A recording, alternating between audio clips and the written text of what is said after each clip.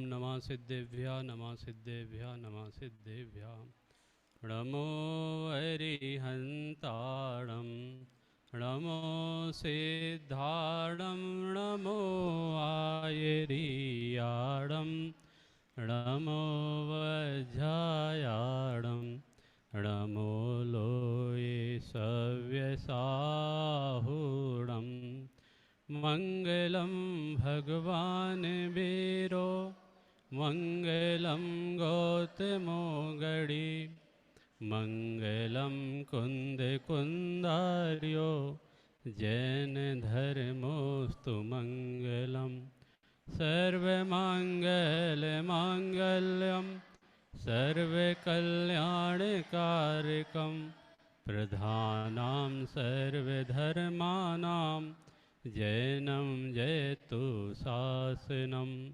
नमः श्री वर्धमानाय निर्धूते कलिलात्मने सालोकानां त्रिलोकानां यद्विद्यादर्पणाय ते देशयामि समीचीनं धर्मं कर्म निवर्हणम् संसार दुःखतः सत्वान् यो धरत्युत्तमे सुखे सादृष्टिज्ञानवृत्तानि धर्मं धर्मेश्वरा विदु यदीय प्रत्यनीकानि भवन्ति भवपद्धतिं श्रद्धानां परमार्थानाम् आप्तयागं तपोभृतां त्रिमूढापूर्णमष्टाङ्गं सम्यक् दर्शनमस्मयम् आप्तनो छिन्नदोषेण सर्वज्ञेनागमेशिना भवितव्यं नियोगेन नान्यथा हि आप्तता भवेत् क्षुत्पिपासा जरातङ्के मान्तक भयस्मया न राग देश मोहश्च यस्याप्त परमेष्टि परम ज्योति विरागो विमलाकृति सर्वज्ञोनादिमध्यान्तः सर्वशास्त्रोपलाल्यते। रतनकर्ण शापकाचार नामक ग्रंथ समंत्र भद्राचार्य द्वारा रचित। इसके अंतर्गत हमने 7वें श्लोक पर कल चर्चा की थी, जिसमें जो हितोपदेशक होते हैं, हितोपदेशक की क्या विशेषताएं हैं, हितोपदेशक के क्या गुण हैं, उनकी चर्चा यहाँ पे की गई थी। क्रम से एक बार रिपीट करते हुए अपना आगे बढ़ेंगे। जिनको जाना हो शीघ्रता से चले जाएं, है ना। बार बार उठना और बैठना अच्छी बात नहीं होती बेटा, है ना। जिनवाणी की अभिनय होती है। परमेष्टि परम ज्योति विरागो विमलः कृति सर्वज्ञोनादि मध्यांतः सार्व शास्तो पलाल्यते। यहाँ पर परमेष्टि विशेषण दिया। परमेष्टि की अपन ने चर्चा की थी। परमेष्टि जो होता है वह हितोपदेशी होता है। यदि सामने वाला जिनको हम पूज रहे हैं, जिनकी हम आराधना कर रहे हैं, वो परम इष्ट में विराजमान ना हो तो वो सच्चा उपदेश दे भी नहीं सकता है और हम उनका उपदेश सुनने को माने हम उनका उपदेश सुन भी नहीं सकते हैं।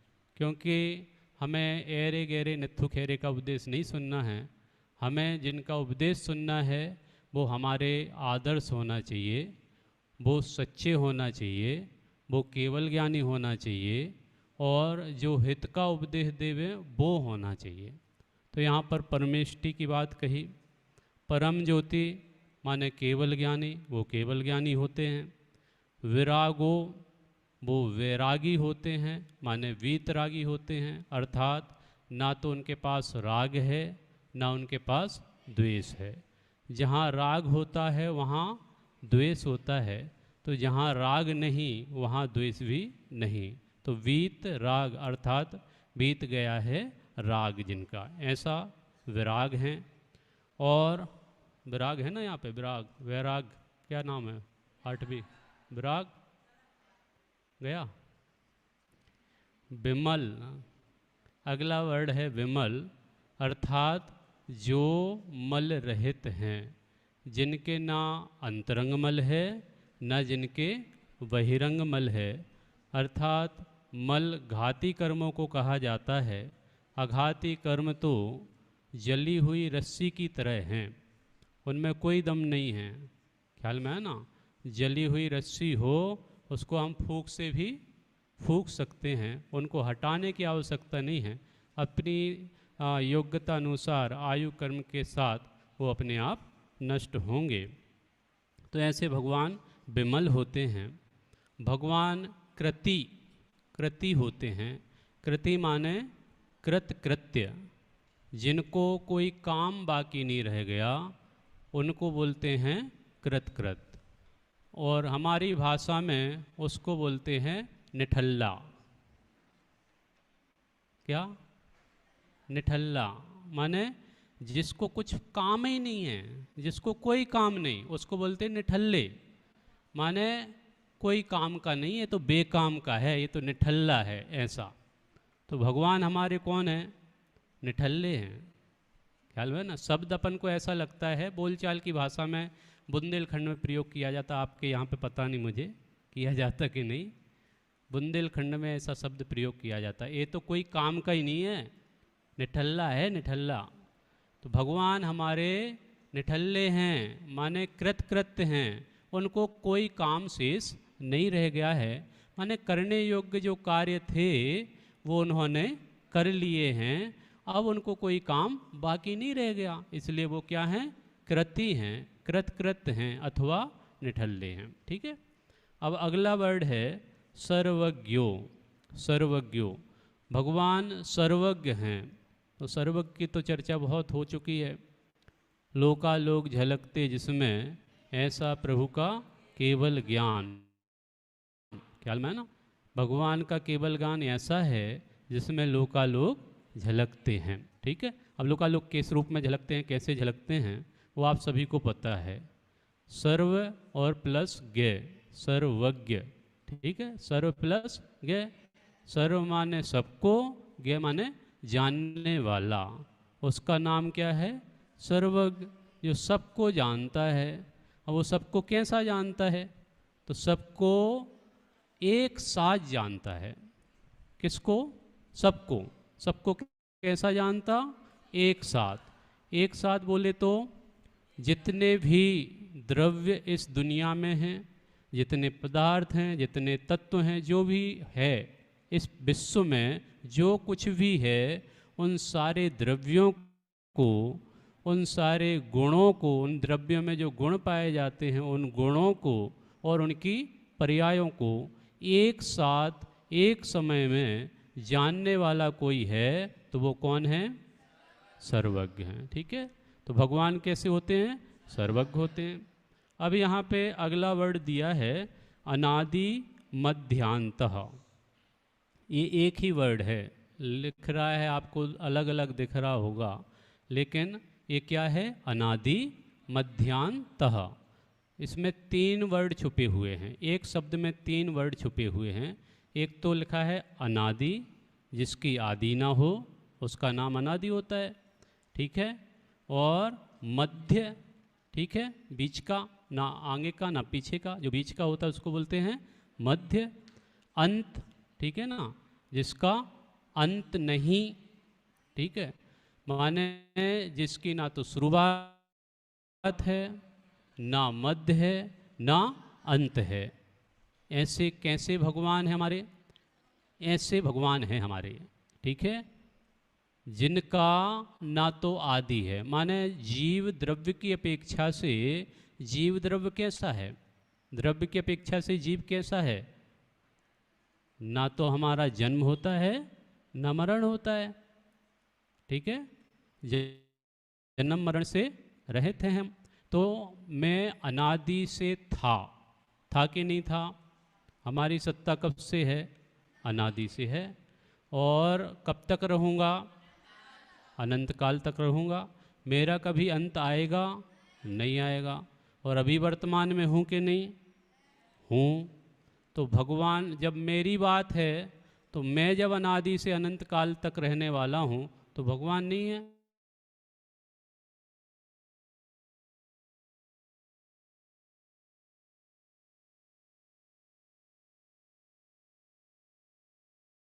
कि भगवान अभी तो दिखाई नहीं देते। अभी तो हम प्रतिमा जी पूछते हैं, भगवान साक्षात कहाँ हैं? भरत क्षेत्र में नहीं हैं, लेकिन विदेह क्षेत्र में तो हैं। उनका साक्षात समोसरण लगा हुआ है, ठीक है, दिव्य ध्वनि खिल रही है। जो प्रक्रिया होती है दिव्य ध्वनि की, वो सारी चीज़ें हो रही हैं। और दिव्य ध्वनि सुनने वाले भी हैं, ठीक है ना, विदेह क्षेत्र में। और एक नहीं, श्रीमंदर आदि 20-20 तीर्थंकर विद्यमान हैं, है ना, वो विद्यमान है अभी वर्तमान में। तो वो कैसे हैं? वो अनादि से हैं, अनादि से हैं, उनकी शुरुआत नहीं हुई। भगवान अनादि से होते आए हैं, वर्तमान में हैं और भविष्य में भी होते रहेंगे।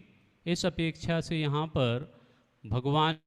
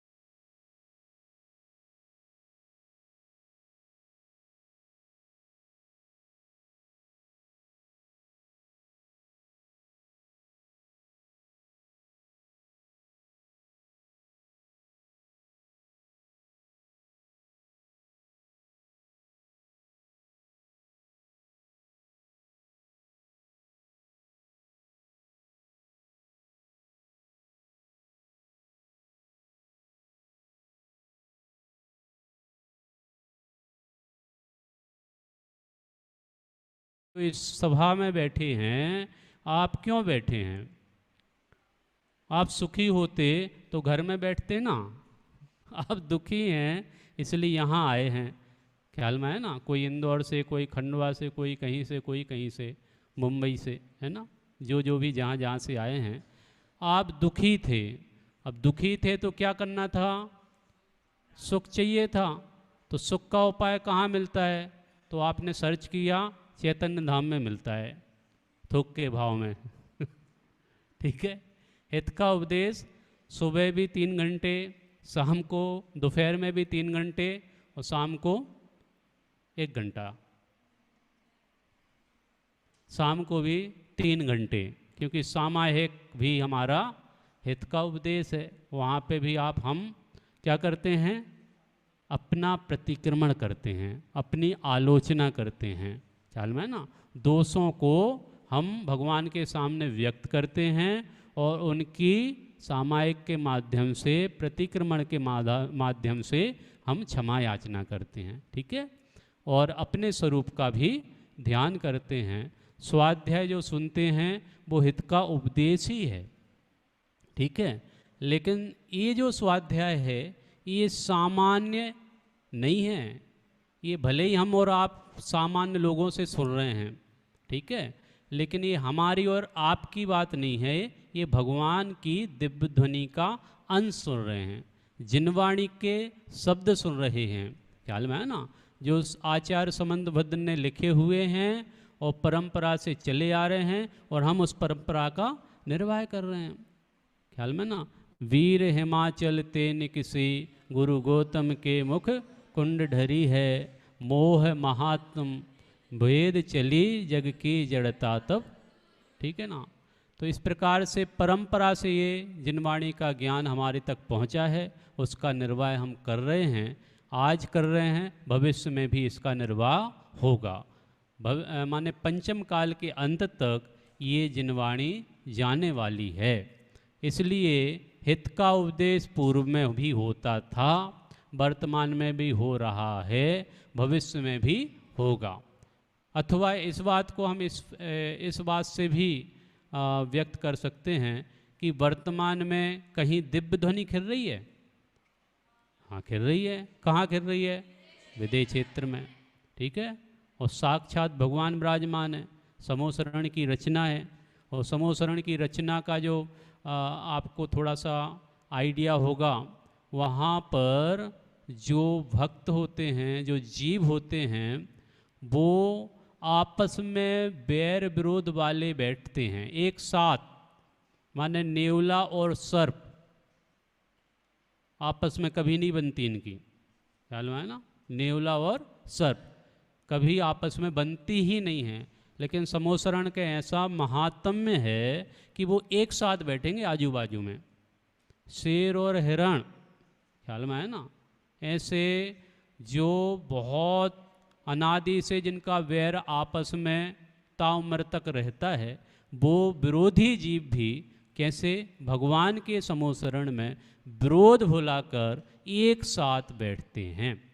और एक जाति के नहीं, एक गति के नहीं, तीन तीन गति के जीव बैठते हैं। मनुष्य बैठा है, वहीं पे कुत्ता बैठा है, वहीं पे शेर बैठा है, ख्याल में है ना। वहीं पे सर्प बैठा है, वहीं पे देवगति के जीव बैठे हैं, ख्याल में है ना।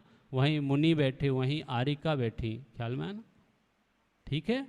माने तीन तीन नरक गति को छोड़ के तीन गति के जीव समोसरण में उपलब्ध हैं, और वो अपने अपने हित के लिए चिंतित हैं और भगवान का उपदेश सुन रहे हैं। उनकी दिव्य ध्वनि का क्या कर रहे हैं? पान कर रहे हैं, ख्याल में है ना। तो यहाँ पे क्या कहा कि अनादि मध्यांतः, माने ना तो जिसकी आदि है, ना जिसका मध्य है, ना जिसका अंत है, ऐसे भगवान का क्या है? स्वरूप है। अब यहाँ पे लिखा सार्व। सार्व, सार्व माने, सार्व माने क्या? सबका हितकारक, सर्वहित सुखाय। सर्व अपन लौकिक भाषा में बोलते हैं ना, सर्वे भद्राणि पश्यन्तु माँ का, जो क्या बोलते हैं, सर्वे भवन्ति सुखिना, सर्वे भवन्ति सुखिना, ऐसा लौकिक में बोलते हैं सूत्र। नहीं पता आप लोगों को? सभी जीव सुखी होना चाहते हैं, ख्याल में है ना।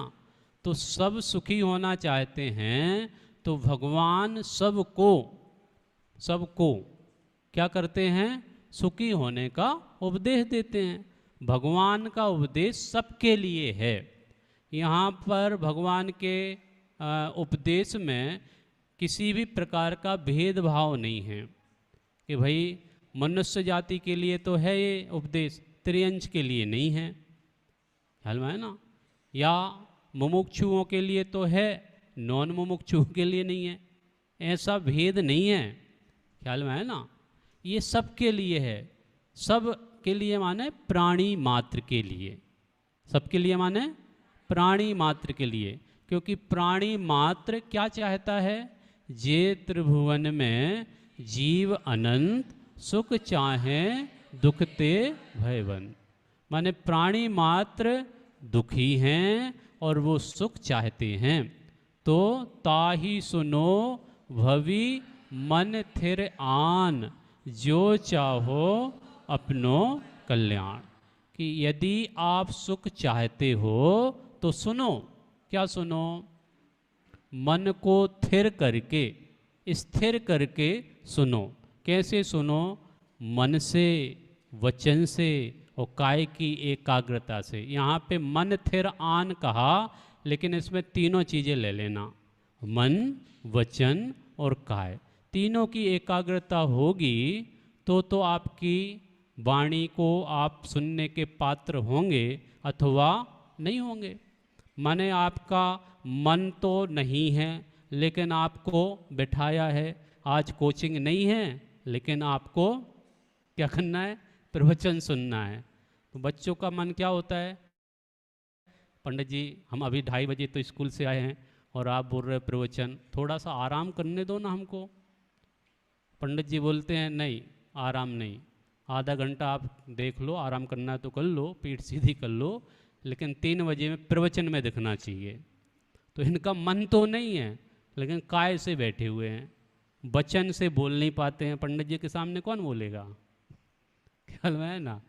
तो मन भी होना चाहिए, वचन भी होना चाहिए, माने वचनों से आपकी विनम्रता है ना, काय से आपकी विनम्रता, एकाग्रता, और मन को स्थिर करके, मन चंचल नहीं, ऐसा नहीं कि भाई आधा घंटे का 1 घंटे का प्रवचन है, उसमें भी एक एक करके कोई आता है कोई बाहर जाता है, कोई आता है कोई बाहर जाता है, यही चलता रहता है, ख्याल में है ना।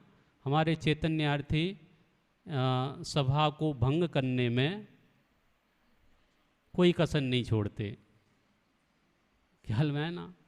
तो ये इनके हित के लिए बोल रहा हूँ। एक्चुअली जिनवाणी की विनय एक बार हो गई तो किसी को उठने की हिम्मत नहीं होना चाहिए, क्योंकि ये हमारे घर की बात नहीं है, ये भगवान का उपदेश है, ये साक्षात जिनवाणी का अंश है।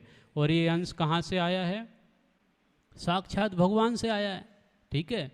अब भगवान के सामने कोई कोताही करे तो उसको माफ़ किया जा सकता है, नहीं किया जा सकता, ख्याल में है ना। कुल मिला के हमें बहुत बहुत बहुमान आना चाहिए। 500 लोग यहाँ पर आए हैं, चातक दृष्टि से सुनते हैं, अपने कल्याण की भावना से सुनते हैं, और हम 10-5 मिनट में परेशान हो जाते हैं। कभी किसी को प्यास लग जाती है, किसी को पेट दुखने लग जाता है, कि भाई किसी को कुछ होता है। तो ये जो चीज़ें हैं ये हमारे को नहीं होना चाहिए। कुल मिला के कहने का मतलब ये है, ये सबके हित की बात है, और सबके हित की माने आपके भी हित की है ना। सिर्फ इन लोगों की जवाबदारी है क्या, जो चेयरमैन हैं, जो चेयर पे विराजमान हैं, इनने ही ठेका ले रखा है कि हमको अपना हित करना है, वो भी चेयर पे बैठ बैठ के। आप लोगों को नहीं करना अपना हित, आपको भी करना है। आप भले ही छोटे हो, लेकिन हित तो चाहते हो। हित है यहाँ पे, नहीं है। हित तो चाहते हो, हित सबको करना है, सबको कल्याण करना है। सबको कल्याण करना है तो सबको जिस रूप से कल्याण का मार्ग बताया जाएगा उस रूप से आपको ग्रहण करना पड़ेगा, ठीक है। तो यहाँ पे सार्व शब्द दिया, और शास्तो पलाल्यते माने भगवान का जो हित का उपदेश है वो सबके लिए उपलाल्यते माने होता है, सबके लिए होता है। सबके लिए होता है माने वो त्रियंश के लिए भी होता है, वो देव के लिए भी होता है, वो मनुष्य के लिए भी होता है, वो सर्प के लिए भी होता है, वो न्योले के लिए भी होता है। और जो अभव्य होता है ना, भव्य, जो अभव्य होता है वो तो समोसरण के बाहर से ही, वो जो नाटिकाएं होती हैं, बहुत सारा वर्णन है एक्चुअली समोसरण का, वो बाहर ही नृत्य आदि में वहीं नीचे के नीचे उसमें उलझ जाता है, वो अंदर समोसरण के आ ही नहीं पाता है। जो भव्य जीव होता है उसको ही क्या समोसरण में प्रवेश मिलता है। आपने गौतम गणधर की तो कहानी सुनी होगी, सुनी है। वो बहुत बड़े विद्वान थे, पता है, ख्याल में, बहुत बड़े, लेकिन जैन धर्म के नहीं, हिंदुओं के बहुत बड़े, ठीक है, बहुत बड़े। और 500-700 शिष्य थे उनके, ठीक है। अब वो उनके पास एक्चुअली भगवान की दिव्य ध्वनि नहीं खिल रही थी, और सौधर्मिंद को पता पड़ा कि गणधर की उपस्थिति नहीं है। अब गणधर की उपस्थिति नहीं है तो उसकी उपस्थिति करना पड़ेगा। तो उनको पता पड़ा कि कोई है योग्य शिष्य जो दिव्य ध्वनि को झेल सकता है।